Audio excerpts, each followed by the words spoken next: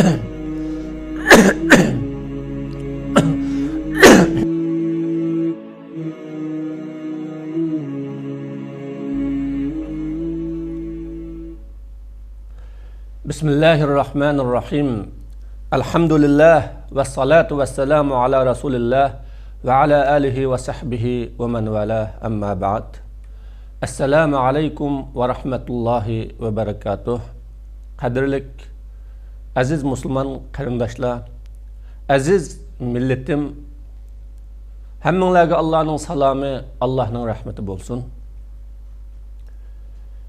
Biz bugün zulüm bilen toşup ketken, yığılar bilen, kanlar bilen toşup ketken bir dünyada yaşayatımız. İnsanlar özünün nimi üçün yığılavatqanlıqını, nimi üçün öldürülevatqanlıqını, nimi üçün yurtlarıdan qoğlap çıkırılavatqanlıqını, nimi üçün ulanın üstüge şu kadar ağır musibetlerinin kelavatqanlıqını bilenmügüdek derecede cinayetle, rezillikle işlenevatqan bir devrede yaşayatımız. Şundaqla birilerinin öyleri yıkılıvatsa yeni birileri olturduğun öylerinin kenglikiden, ceklikiden olturduğun vakti yetmeydiğin bir devrede yaşayatımız buraderler. Umumi etrafımızga nazar salsak, işler şu tariqda ketivadıdı. Kanla deryadek iqvatqan, yaşla tasavvur qılgılı bolmavatqan, muşundaq bir dünyada biz bugün yaşayatımız. Ama bununla karta biz Müslüman buluş süptimiz bilen, insan buluş süptimiz bilen qandaq muamele qilish, onunla qandaq qarashda buluş, bu bizning ciddi bir o'ylanadigan ve bununla özümüzden hesap aladigan bir holatda turvatimiz. Şunun için ben bugün zalimla degan bu haqda dersimning birinci kısmını sözlemekçiyiz buraderler. Hem bu dersimizde zulüm degan nima? Zalim degan kim? Zulüm qandaq cinayet? Zalimga karşı turishning İslamdaki, insanlık cemiyetideki hükmü nima? Zalimning akıbeti qandaq buludu? Ola közlügen maqsadlarga yeta alamdi? Planlarini ishga oshira alamdi? Ve sizgan haritelerini emilleştire alamdi? Muş haqlarda ders sözlemekçi. Aziz buraderler, zulüm birinci bulup İslam diniga en karşı keladigan, İslam bilen mutlak bir yerde bulanmaydigan bir işning birisi. Yani bir cinayet, bir rezillik. Çünkü İslam adalet dini, hürlük dini ve insanlığa bəxit, saadet etkigen din. Dünyalık mı, ahiret mi köngül bulduğun din. Zulümçü. Zulüm bu bəxtsizlikке başlaydıgan, kişilerin erkinlikini yok kılıdıgan, insanlık derecesinden düşürüp kulluk, hayvanlık derecesine başlaydıgan, halgança fikir kılanmaydıgan, halgança yaşayanmaydıgan, özünün tallışığı küre hayatta yaşaşqa fırsat ve imkan vermeydigan, özünün hakkıga özü ige buluşuğa tosalgılık kılırgan bir cinayet bu. Yani İslam bilen zulümün tabiati o't bilan suvning tabiatiga o'xshaydi. Yoki kecha bilan kunduzning tabiatiga o'xshaydi. İkisi mutlaq bir yerga jug'lashmaydi.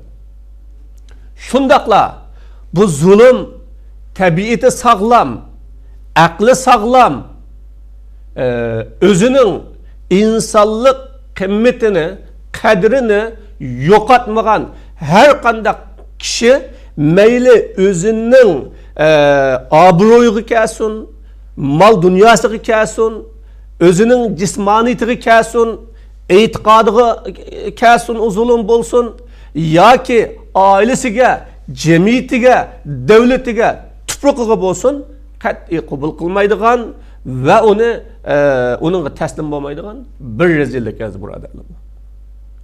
Shuning uchun bu haqda bir o'ylanishimiz lozim.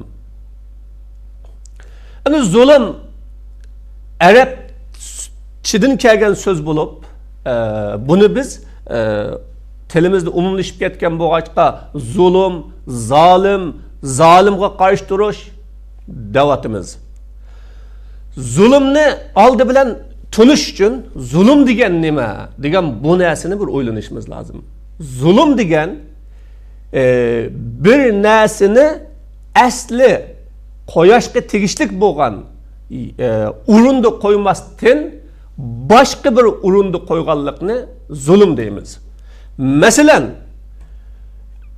bir ota-onaga hurmat qilish, uni cho'ng bilish bu insonning xarakteri. Nimishqa uni baqdi, uning g'imini yedi, uni farvish qildi, uni jafo tortib cho'ngitdi.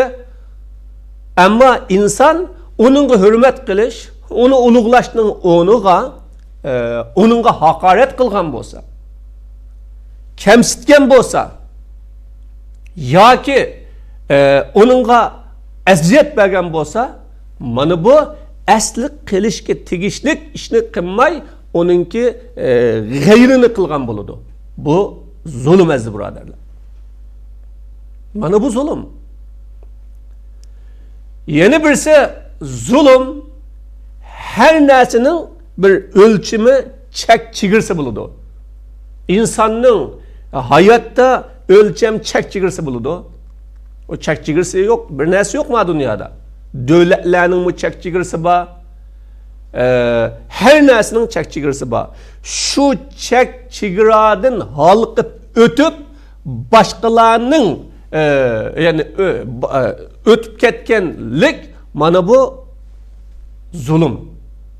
Çünkü şeytan bu Allah subhanahu ve ta'alaga kul bulup yaratılgan, ama Allah'a kul bulmay, Allah'ın kullarını Allah'a karşı çıkışka, Allah'a boysunuşka, boysunuştan tosuşka hareket kılganlık için mana bu zalimnin en çoğu, tağutның en çoğu bolgan. Ulamalar zulümni başkalarının mülkide zorluk bilen şirket ebberiş dedi. Yani zulüm demek başkalarına tevbe bolgan mülkte, igilik, hukukta zorluk bilen özünün küçüğü tayinip durup, yoki iktidarıga tayinip durup, yoki qandaqdır bir narsaga tayinip durup, onun hakkıga, hukukuga tajavuz qilish mana bu zulüm. Mesela o bir devletning igilik hukukuga tajavuz qilish bo'lsin, bir tuproqning igilik hukukuga tajavuz qilish bo'lsin, bir shaxsning uyining hurmatiga tajavuz qilish bo'lsin, yoki bir shaxsning insonlik hurmati, mu'min musulmonlik hurmati, qadr qimmatiga tajovuz qilish bo'lsin, mana buning hammasi zulm aziz birodarlar. Bu bizning islom atalg'usidagi zulm atalg'usi. Undaqda zalim bu cho'ng nuqtadan uchga bo'linadi. Birinchisi insonning Alloh subhanahu va taolaga zulm qilishi. Amaliyotda inson Allohga zulm qilolmaydi. Çünkü zulüm küçüklükten acizge buludu. Ama insan o aciz o muhtaç o. Allah'a zulüm kılanmaydı. Lekin Allah'ın hakkını inkar kılış ya ki Allah'ın hakkıga başkalarını şirk kılış ya ki Allah subhanahu ve ta'ala'nın hakkını mutlaka teniş bilen insan özüde zalimlik sübtini şekillendirgen buluruz buraderler. Allah insanı dünyaya وَمَا خَلَقْتُ الْجِنَّ وَالْاِنْسَ اِلَّا لِيَعْبُدُونَ diyen sözü bilen özüge kul buluş üçün, özüge itaat kılıp yaşaş üçün, hayat yolunu Allah belgilep bergen ölçem bilen elip beriştik üçün yaratkanlıkını Allah bayan kılıdı. Demek insan Allah tarafından yaratıldı. İnsanın er ve ayal buluşu da, iktidarsız buluşu da, ya ki güzel, onun eksiz, kürümsüz buluşu da, insanın mutlaka tallışı yok ez braderler. Mesela insanın cismani tarafında tallışı yok. Cismani tarafında tallışı yok. Ne onun atanısı, ne onunki bir tukalları, hiç kim insanın oğul kızlığı nerede tuğulup nerede ölüşü onu tallayamaydı. Mana Allah subhanahu ve taala onu özü halganca suret bilen, şekil bilen, iktidar bilen, micaz bilen yarattı. Yaratkan iken insanın üstündeki birinci hak o Allah subhanahu ve taala'nı tunuş, Allah'ını itiraf kılış. Ve Allah subhanahu ve ta'ala'nın mana bu insanın hayatıda kılışkı tegişlik ve kılmaslıkı tegişlik boğan bütün işlerini köksütüp birişten ibaret bu hukukuğa mutlak tanıgan, mutlak inkar kılgan ve onunla karşı durgan mana bu kişiler birinci zalim. Allah subhanahu ve taala bu hakta vel kafirune humuz zalimun kafirler ana ola hakiki zalimlerdir dedi. Bir insan özünü bir ömür perviş kılgan, çoğun kılgan, bakkan ata anasını unutsa biz onun kadar deymiz.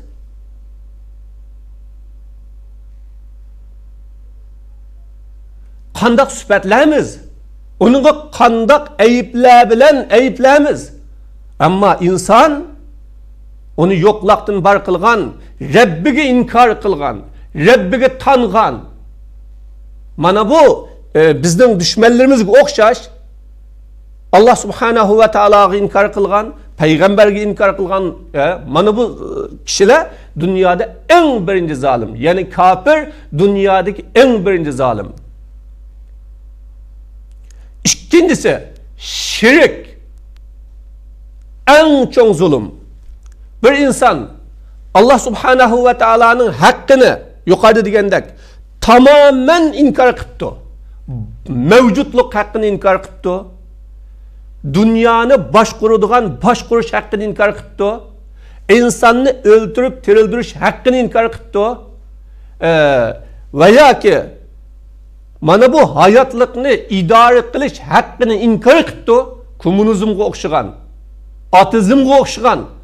Mana bunda inkar kılgan bolsa, tamamen inkar kılgan bolsa, bu dünyada en birinci zalim, en birinci cinayetçi bu. İkinci, Allah subhanahu ve ta'ala'nın hukuk, Allah subhanahu ve ta'ala'nı mükemmel inkar kılmadı. Mesela Allah'ın ba dedi, dünyanın başkurucusu dedi, biz insanlarını öldürüp tirildirdi dedi, ya kainatını başkurudu dedi. Ama Allah'ın biz insanlığa hayatlık yolunu büküp işte, kanun tüzümünü büküp işte ve insanların mana bu hayattaki bakı saadet yolunu köstüp işte insan özgü özü ige Allah'ın Allah subhanahu ve ta'ala'nın bu tarafka ağırlaşamaydı. Din kalipte buludu, iymon qalbda bo'ladi. Onun devletke aralışış, cemiyetke aralışış, ya insanların hayat ölçümünün, nizamını biktipmiştir, bir aralışış hukuku yok. Dep Allah Subhanahu ve Taala'nın bazen haklarını itiraf kılıp, yeni bazen haklarını itiraf kılmagan bolsa, müşriklerge okşaş. Mana bu kafirladın tüven zalimez buradarlı bu. Şunu Lokman aleyhissalatu vesselam özünün balısıga nasihat qıp durup nima deydi? Ve iz qala Luqmanu libnih ve huve ya'izuh ya bunayya la tushrik billah inneşşirke lezulmun azim. Mana bir Luqman aleyhisselam özünün perzentiga nasihat qılıp, terbiye qılıp durup dedi ki, ey oğlum, Allah'ı şirk qilma dedi. Yani Allah'ın hakkıda başkalarını şirk kılma. İbadet fakat Allah'ın hakkı. Nimişka? Çünkü şirk le zulmun azim, en katta zulümdür. Dep konuşturdu. Demek şirk en katta zulüm. Müşrik kafirdin kapkasa, komünistin kapkasa, atizmdin kapkasa, dünyada ikinci zalimi. Müşrik. Üçüncü, münafıklar. Yani kalbide ya Kur'an'ı inkar kılıdığan, peygamberini inkar kılıdığan, ya ki Allah Subhanahu ve Taala'nın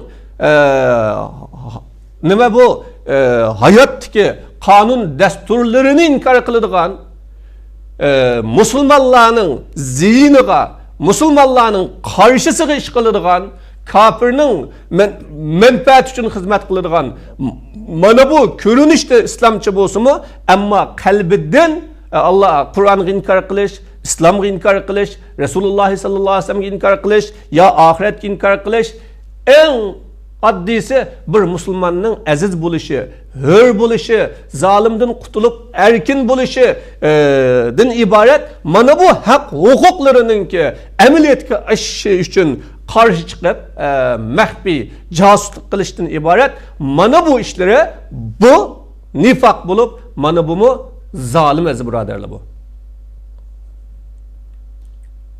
Bu mu hem zalim. Demek bu Allah Subhanahu ve Taala'ga boladigan zulüm.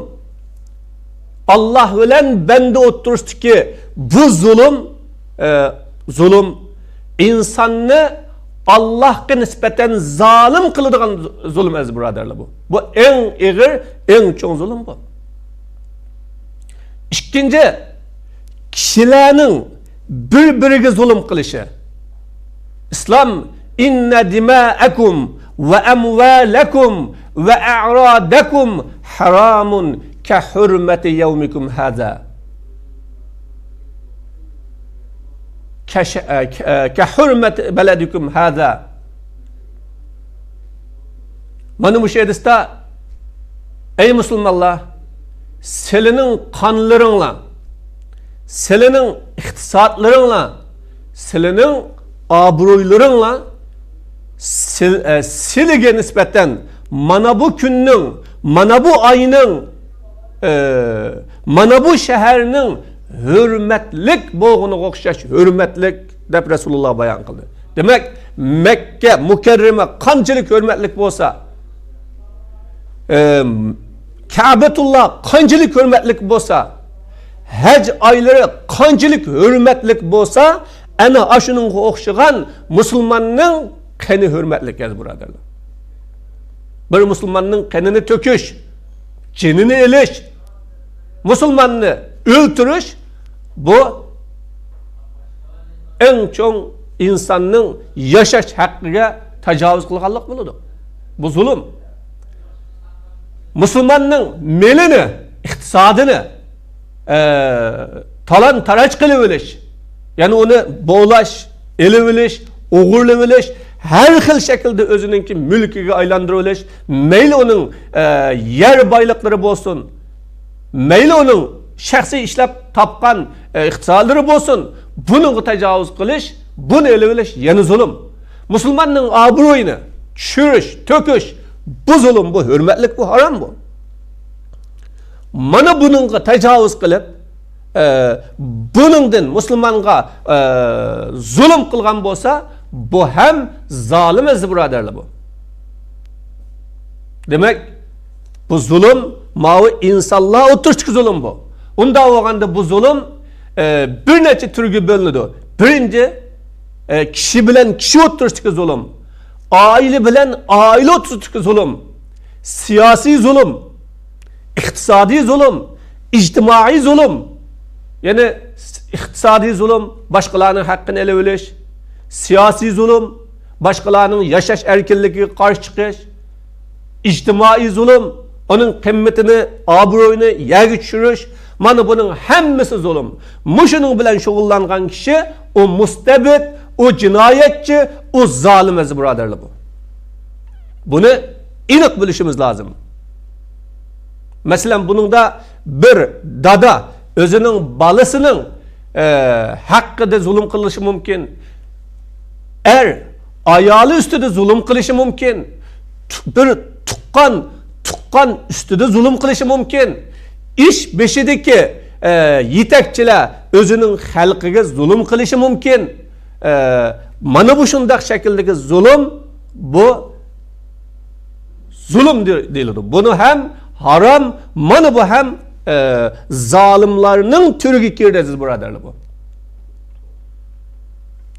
Üçüncü zulm insonning o'zi qiladigan zulmi. Hamda zalim desek, davomliq zalimni sirtillamiz demayli. Palani zalim, pustani mustabid, pokini jinoyatchi. İnsan en aldı bilen o'zi zulm qiladi aziz birodarlar. Mana bu zulmning ichiga insan kafir buluş bilen hem o'ziga zulm qilgan, shirik keltirish bilen hem o'ziga zulm qilgan, Allah'a asilik qilish bilen hem o'ziga zulm qilgan. Mana bu zulm ya o'zini o'zi xorlash bilen hem o'ziga o'zi zulm qilgan bo'ladi. Hürlük, erkinlik bayaga berishdan qochib, onundan o'zini yiroq tutib, onunga kagili, erkin yaşaydigan yerga kagili unumay zulm qiladigan bu zulm. Allah subhanahu wa ta'ala mana bu zulm haqqidami faminhum zalimun li nafsi ve minhum muqtasid deydi. Allah insanlarni 3 türge bölüp, birincisi yaxshilikqa en musobaqa qilishib maqdaganlar. Yaxshilik lekin bo'ladi ekan, yaxshi amal lekin bo'ladi ekan, shu amallarning keynidan maqdagan, ya'ni qo'lamdan bu yaxshi amalning fursati chiqib ketmasin. Men bu yaxshi ishni qilib qolmay, namozda vaqti kelsa darhol namozni o'qib olsam, bir kişi yaxshilik qilgan ishning fursati kelsa, mayli qanday jihatdan bo'lsin, darhol yaxshilik qilib olsam deb, davomliq yaxshilikning g'amida yuradigan bunda bir turkum kishilar bor deydi Allah. Yeni bir turkum kishilar o'ttir hal. Yeni bir turkum kishilar yaxshilikqa qiziqmaydigan yoki yaxshilik nima qilib, ammo o'ziga gunoh ma'siyat bilan zulm qiladiganlar deb Allah bu yerda bayon qildi. Amma mana bu zulmlarning mayli boshqalarga qilgan zulm bo'lsin, mayli Allah'ның diniga, Allah'ның payg'ambariga, Allah'ның kitobiga ya Allah subhanahu va taoloning ki haq huquqiga zulm qilish bilan bo'lsin, bu zulmlarning hammasi eng og'irida inson o'ziga o'zi qilgan zulm bo'ladi aziz birodarlar bu. İnson o'ziga o'zi qilgan zulm bo'ladi bu. Mana buni bilishimiz lazım. Şu zalim degan vaqtimizda biz özümüzde şu zulüm süpetinin içinde bağımı yok mu? Biz zulüm şekillendirmemiz. Bugün Müslümanlar dua kılıvatımız, Allah'a başlarımızda koyup yığılavatımız. Şu kadar yaşlarını töküp Allah'a iltica kılıvatımız. Ne için işlerimiz hal bulmaydı? Ne için bizne Allah subhanahu wa ta'ala duayımız icabet kılmaydı? Ne için biz Allah'ın rahmetine erişemeyimiz? Mana bu o'ylagan chag'imizda tek bu zulümden ibaret Allah en yaman ko'radigan, Allah subhanahu va taala to'sqan bu zulüm bizni tepilyapti. Biz zulümden qutlanmayapmiz. Zulümni tashlayanmayapmiz. Zulümden vaz kechmayapmiz. Özümüz zulüm qilayotgan bo'lg'achqa Allah bizga eng cho'ng zolimni musallat qilib qo'ygan bo'lishi mumkin, vallohu alam. Mana buni tushunish lozim aziz birodarlar. Demak biz bu darsimizda zalimlarning türlerini ayırıp çıktık.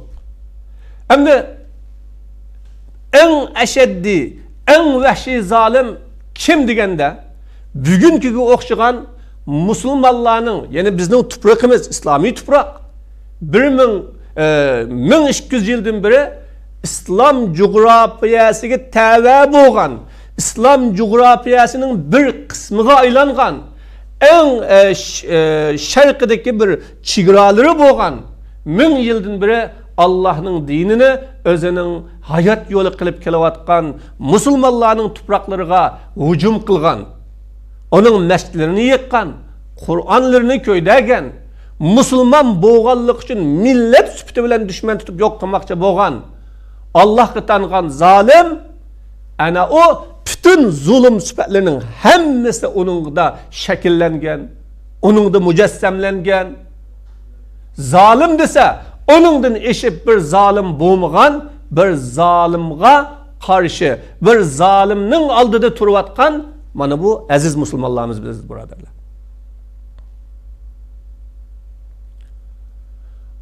Allah subhanahu va taala tevfik berse kinki dersimizde zulümning en qabih cinayet ekanligini bayon qilish bilan zalimga qarshi turishning hukmi nima? Biz ana shundoq Allohga inkor qilgan, tangan,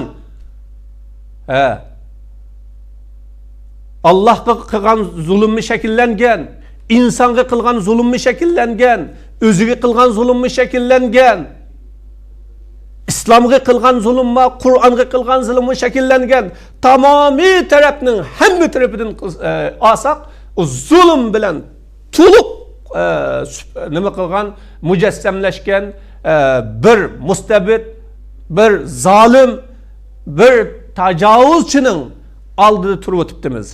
Biz onunla qarshi turishning hukmi nima? Bir musulmonlik suftimiz bilan, insonlik suftimiz bilan onunla qarshi turishning hukmi nima? Ana shu bizga zulm qilayotgan zolimlar qandoq bo'ladi oqibati? Nima kunlarni ko'radi? Agar bu darsimizga qiziqsanglar, inshaalloh ikkinchi qismida mana bu haqda Allohning yordami bilan tafsili so'zlaymiz. Mana bu darslarimizni taqitishga hassa qo'shganlarga Allah subhanahu va taolo bir kishilik ajr ato qilsin va dinga da'vat qilishdan iborat bu farz mas'uliyatini ado qilganlardan qilsin. Va axiru da'vana alhamdulillahi robbil alamin.